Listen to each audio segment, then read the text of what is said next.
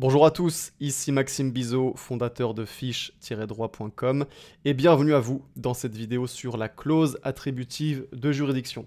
Alors juste avant de commencer cette vidéo, sachez que vous pouvez vous procurer mon pack de fiches en droit commercial.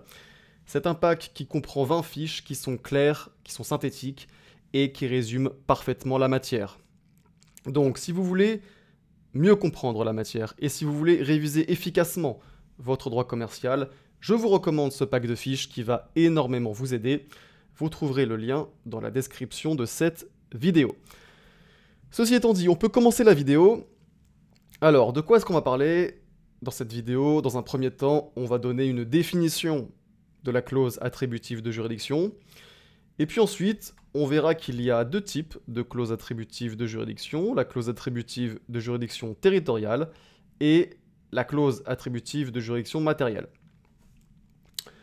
Alors, sans plus attendre, c'est parti. Qu'est-ce que la clause attributive de juridiction? La clause attributive de juridiction, qu'on appelle également clause attributive de compétence, c'est la clause d'un contrat qui précise par avance quelle juridiction sera compétente en cas de litige. Donc, concrètement, les parties précisent dans le contrat que, si jamais un litige survient, telle ou telle juridiction sera compétente pour résoudre le litige. Puisque, il faut savoir qu'en principe, la juridiction compétente pour résoudre un litige est déterminée par des règles de compétence fixées par la loi. C'est la loi qui, en principe, détermine la juridiction compétente pour résoudre un litige. Et ces règles fixées par la loi, elles déterminent d'une part la compétence d'attribution, c'est-à-dire quelle juridiction est compétente en fonction de la nature du litige. Donc, par exemple, la loi dit que c'est le tribunal judiciaire qui est compétent pour les litiges en matière civile, c'est-à-dire entre particuliers. Autre exemple, la loi dit également que c'est le tribunal de commerce qui est compétent pour les litiges entre commerçants. Donc ça, c'est la compétence d'attribution, ça concerne la nature du litige. Et puis, la loi détermine également la compétence territoriale, c'est-à-dire quelle juridiction est compétente en fonction de critères géographiques. Et plus précisément, la loi dit que la juridiction compétente est en principe celle du lieu, du domicile du défendeur. Et donc, la clause attributive de juridiction permet de déroger à ces règles, permet de déroger aux règles fixées par la loi qui concernent la compétence d'attribution, et à ce moment-là, on parle de clause attributive de juridiction matérielle, et permet également de déroger aux règles contenues dans la loi qui concernent la compétence territoriale. Et à ce moment-là, on parle de clause attributive de juridiction territoriale, et dans la pratique, c'est la plus fréquente. Mais cette dérogation aux règles fixées par la loi n'est possible qu'à certaines conditions. C'est ce qu'on va voir dans la suite de cette vidéo, et on distinguera entre la clause attributive de juridiction territoriale et la clause attributive de juridiction matérielle. Alors commençons avec la clause attributive de juridiction territoriale. Quelles sont les conditions de validité de cette clause attributive de juridiction territoriale? Cette clause n'est valable que si deux conditions sont respectées, et ces deux conditions sont fixées par l'article 48 du Code de procédure civile, qui dispose que toute clause qui, directement ou indirectement, déroge aux règles de compétence territoriale est réputée non écrite, à moins qu'elle n'ait été convenue entre des personnes ayant toutes contracté en qualité de commerçant, et qu'elle n'ait été spécifiée de façon très apparente dans l'engagement de la partie à qui elle est opposée. On comprend donc que, d'abord, la clause attributive de juridiction territoriale ne peut être stipulée que dans les contrats conclus entre commerçants.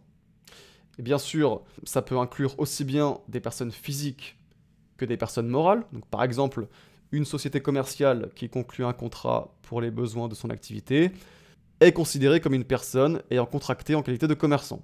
Un commerçant, c'est aussi bien des personnes physiques que des personnes morales. Donc chaque partie doit avoir la qualité de commerçant, mais plus que ça, les parties doivent avoir conclu le contrat en leur qualité de commerçant, hein, en leur qualité de commerçant, c'est-à-dire dans le cadre de leur activité professionnelle.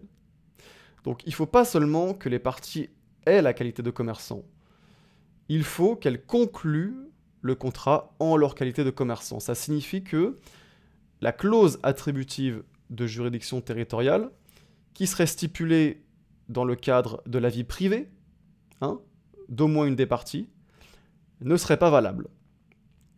Donc si la clause est stipulée entre deux personnes ayant la qualité de commerçant, mais pas dans le cadre de leur activité professionnelle, si elle est stipulée dans le cadre de leur vie privée, eh bien cette clause ne sera pas valable. Ça c'est donc la première condition. Et puis ensuite, la clause attributive de juridiction territoriale doit également respecter des conditions de forme. Et précisément, elle doit être spécifiée de façon très apparente dans l'engagement de la partie à qui elle est opposée. Alors, ce caractère très apparent, il est apprécié souverainement par les juges du fond. Et de manière constante, la jurisprudence considère que la clause doit apparaître dans le contrat de manière à ce qu'il soit certain que les parties en aient connaissance. Donc concrètement, les juges regardent l'emplacement de la clause, la taille et la lisibilité des caractères. Donc par exemple, si la clause n'est pas écrite avec une police lisible, eh bien elle ne sera pas valable. Ou encore, si la clause figure non pas dans le corps du contrat, mais dans les conditions générales, et est rédigée dans la même très petite taille de police que l'ensemble du texte des conditions générales, sans se différencier des autres paragraphes, eh bien là non plus, elle ne sera pas valable. Voilà donc les deux conditions de validité de la clause attributive de juridiction territoriale. Maintenant, quels sont les effets de cette clause? Eh bien, si la clause est bien valable, si elle respecte les deux conditions dont on a parlé précédemment, tout simplement, le demandeur, dans le cadre du litige, le demandeur doit assigner le défendeur devant la juridiction désignée par la clause. En ce qui concerne maintenant la clause attributive de juridiction matérielle. Alors, en ce qui concerne la compétence matérielle, il faut savoir que la clause attributive de juridiction n'est en principe pas valable. En tout cas, la doctrine considère que la clause n'est pas valable lorsqu'elle attribue la compétence à une juridiction d'exception. Donc par exemple, prenons deux particuliers. La loi nous dit que pour deux particuliers, leur litige relève en principe du tribunal judiciaire. Et donc, ces deux particuliers ne pourraient pas prévoir une clause attributive de juridiction qui donnerait compétence, par exemple, au tribunal de commerce. Puisque le tribunal de commerce, à la différence du tribunal judiciaire qui est la juridiction de droit commun, le tribunal de commerce est une juridiction d'exception. En revanche, la clause attributive de juridiction matérielle est valable lorsqu'elle attribue la compétence au tribunal judiciaire plutôt qu'à une juridiction d'exception. Donc, par exemple, la clause conclue entre deux commerçants et donnant compétence au tribunal judiciaire serait valable. Ceci étant dit, c'est déjà la fin de cette vidéo. J'espère que cette vidéo vous aura été utile. Et de mon côté, je vous dis à bientôt pour une prochaine vidéo.